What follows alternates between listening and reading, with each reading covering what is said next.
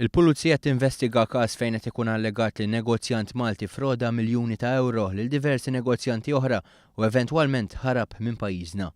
Nifhmu li f'din l-investigazzjoni hija involuta wkoll l-Interpol, organizzazzjoni li tiffaċilita l-kooperazzjoni bejn pulizija minn pajjiżi differenti.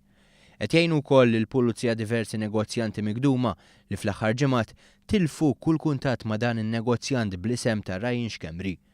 Intant skont rapporti fil-medja, il-negozjant Ryan Xkembri ma wasalx biex iħallas l-interessi li kellu jagħti lil diversi persuni li jagħmlu n-negozju miegħu. Jingħad ukoll li Xkembri ħalla Malta f'Settembru x'aktarx fit-tmiem il-ġimgħa ta' bejn l-20 u l-21 ta' Settembru. Xkembri huwa involut f'diversi negozji għalkemm jirriżulta primarjament li kien jinnegozja fl-importazzjoni tal-laħam. Għal xi żmien kien involut ukoll fid-ditta ta' supermarket Smor, iżda skont rapporti li deru fl-aħħar xhur bih l-isma tiegħu f'dan in-negozju.